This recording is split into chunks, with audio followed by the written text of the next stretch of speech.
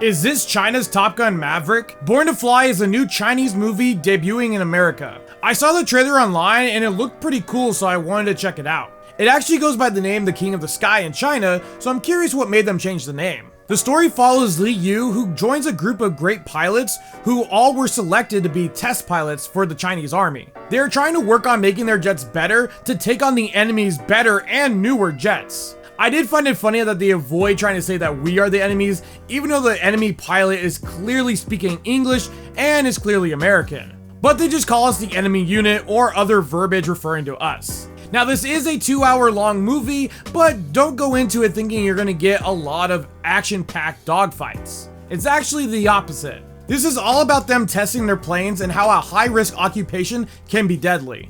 The beginning does open up with a really cool CGI flying scene where the lead is chasing a foreign foe out of their no-fly zone.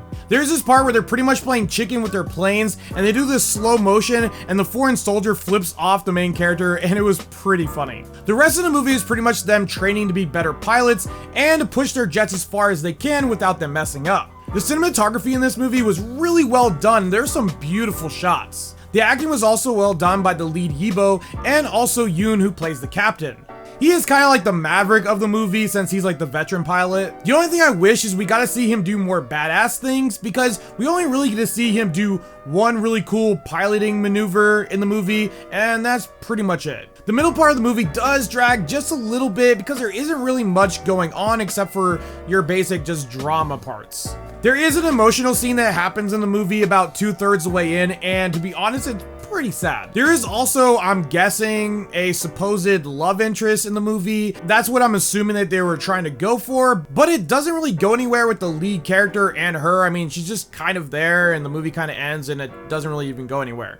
I mean, they don't even hug, for goodness sakes. I do wish we got more character development from the other pilots because they're just kind of there in the background and they don't really do much. We only really get 3 main characters in this movie: Li, Zhang, and Dang. Another thing that really isn't the movie's fault per se, but I really wish they would slow down the subtitles because they were going by really fast and it was hard to read sometimes because it was just like bink, bink, bink, bink, and I was like, whoa, whoa, whoa, whoa. So they just had the subtitles on the screen for a little bit longer. It would have been a little bit easier to read. It is interesting seeing the other side of the war. A lot of times in America, we're so used to seeing ourselves as the heroes and like the main figures in the war. So it's really interesting to see the opposite side and their stories and how their heroes are portrayed.